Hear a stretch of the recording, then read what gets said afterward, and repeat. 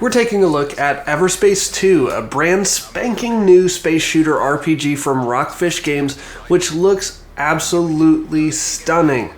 It's available on PC via Steam and GOG for $39.99, with Mac, Linux, and all consoles coming next year when Everspace 2 is released in full. In its early access state, the game features fast and smooth dogfighting, along with an impressive amount of story content, complete with full voiceover. There's also a lot to discover in the open world areas of space, with new signals and areas to explore popping up as you travel. But $39.99 for an early access game seems really steep, right? Let's find out if Everspace 2 is worth all of that. Hey guys, it's Cody with Indie Game Pulse, where we bring you the hottest indie games with the coolest memes. If you want to find out about the newest and best indie games and hear genuine reviews from an indie game fanatic like yourself, click the subscribe button and notification bell to make sure you don't miss another video. Let's get into it. In Everspace 2, you play as Adam, a clone pilot from the original Everspace game, which came out in 2017. I'm not familiar with the original Everspace, but I didn't feel like this held back my understanding of the story here at all. You start out in Everspace 2 on a company exercise to research what's gone wrong in a mine, and you end up actually being caught in an ambush attack where your friend is badly wounded and you're both captured. You meet Dax while in prison, along with having a brief encounter with what appears to be the main antagonist. Dax and you become fast friends as you escape the prison together during a security breach, and then team up together on the outside to get back on your feet and help your wounded friend. Unfortunately, all of this takes place during the tutorial, which I did not record before my stream.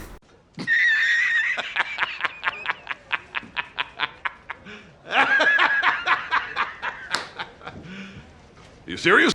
From that point onward, the majority of the game sees you sent on quests by Dax or by other characters and shop owners that you encounter, while also discovering other random signals and shipwrecks that you can explore. There is usually some nice loot or an interesting side quest waiting for you if you can make it out alive. One thing that really stands out to me about Everspace 2 is the amount of enemy pressure that just keeps coming. There were times when I'd clear a wave of enemies and go back to looting and exploring the same area, only to be inundated with enemies in a matter of minutes. This kept me on my toes and really immersed me in feeling like a rogue pilot, scavenging for loot in a savage galaxy. As far as the fighting goes, the targeting system is actually really sweet. You can lock onto one enemy at a time, and once you've done that, the targeting system will show you exactly where you need to aim in case the enemy is strafing or flying away at an angle. You don't have to guess about how far to lead with your shots, and it's a really shallow learning curve, and it made Everspace 2 very easy to pick up and start playing immediately. The other controls are also very intuitive, and for a game having so many different directions to move in and different maneuvering capabilities, I feel like it was well thought out and put together nicely. That's not to say there aren't times when I still bump my nose straight into a rock, but you can't fix stupid.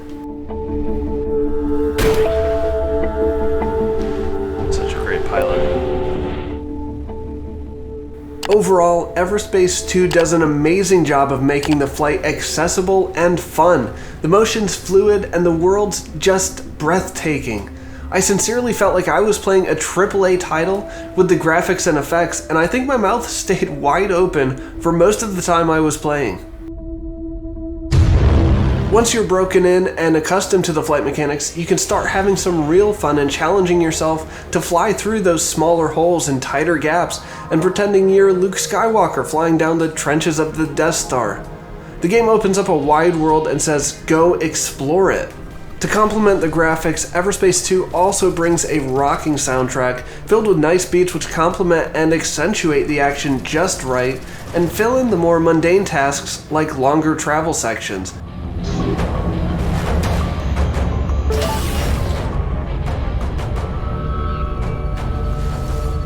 I constantly found myself bobbing my head to the music and enjoying the scenery, and I would probably give the soundtrack a listen outside of the game too.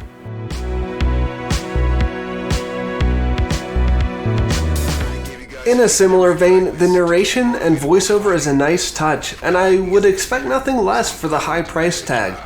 The actors seem very well chosen and immersed me even deeper in the story. Experiences taken from my clone father's life and every incarnation that came before me. All passed on from clone to clone until they ended up with me. Holy You're some kind of body-hopping immortal soul. Well, not anymore. The cycle was broken. So this time when I die, I'm done. The writing, too, seems like it was written in a conversational and sometimes sarcastic tone, especially for your character Adam, and it definitely made me laugh on occasion and think, man, that's exactly what I would have said too. It's really hard not to like them, isn't it? They're exactly the same as the guys you just made me fight. Nah, there's a big difference. Back to the gameplay, Everspace 2 features a couple different leveling elements, both with your ship and your pilot Adam. On every experience level gained, you can upgrade one ship perk, but to be honest, this seems like it needs to be implemented a little differently, since you can only have one upgrade active on each perk, and only 2 perks active at one time. So essentially, once you're past level 3, it doesn't make sense to keep leveling the same perk, since it just replaces your old choice. At every 5th level, you're able to upgrade your character by choosing one of 3 perks, which seemed to make a pretty big improvement to the way I played the game. I think the leveling progressed fairly quickly during my playtime, and I never felt like I was grinding just to get to the next level. It was quite the opposite, actually. I was having so much fun that I didn't even realize I was leveling up until it happened, and that was just a nice bonus. As you discover more loot and are able to afford more weapons and upgrades, you can really turn your ship into your own, with multiple weapon types and options, and some good visual customization as well, with different paint schemes and colors. Sadly, I discovered 2 or 3 different colors throughout the world, all different shades of red. Why is every color I unlock red? One other area that I struggled with, however, was the crafting. Essentially, you can break down items that you've scavenged or bought and be paid with parts and crafting experience. You can then spend both of these as currency in your crafting menu to create the same or research different versions of weapons and upgrades. However, all the currencies are shown using symbols, which are not explained anywhere else from what I could see, and if you're like me and you're missing one resource completely, you have no idea what to look for or buy to advance the crafting tree. You just have to hope that you get lucky sometime in the future. This quickly became frustrating for me and made me put my attention elsewhere instead of giving me another avenue of upgrading my ship and enhancing the gameplay like it should. Now, with Everspace 2 being launched as an early access title, the content is obviously limited, along with not all the kinks and knots in production being quite worked out yet.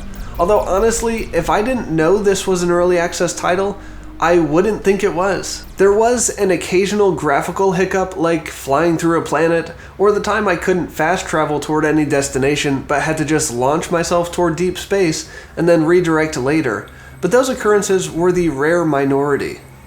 And let's talk about the amount of content available now and the future roadmap. Right now, the game is said to have about 12 to 15 hours of playtime and 2 of 8 star systems fully open for exploration, with the rest being added over the next 12 to 18 months.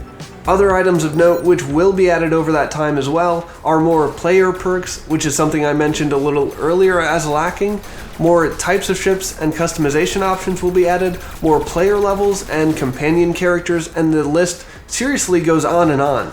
If you're interested in seeing their full content roadmap, I would advise you to take a look at their early access plan on the Steam page. I've included the link down below in the description. So the question is, should you play Everspace 2? Yes. $39.99 is a good chunk of change for an indie game, but this does not feel like an indie game. It's truly a spectacle to behold, and while at times the story takes a backseat to the fast and frantic dogfighting, I constantly felt in awe of my surroundings and couldn't wait to continue exploring. With the amount of content already in the game, I would honestly pay $39.99 as it is, but with the roadmap of future content too promising so much more, I can say with confidence from what I've seen already, you will get more than your money's worth in Everspace 2. And for those of you on console, I guess you'll just have to wait until sometime in 2022 for the full release, but I am sure it will be worth the wait. So be sure to keep your eye out for this one. Thank you so much for watching my review of Everspace 2. If you enjoyed the video, please subscribe so you can be notified when I publish my next indie game review, and let me know in the comments what you think of Everspace 2. I'd love to hear from all of you out there. Thank you as well to my 90 subscribers for your continued support. For more indie game reviews and countdowns, check out the videos on your screen now, and I'll see you on the other side.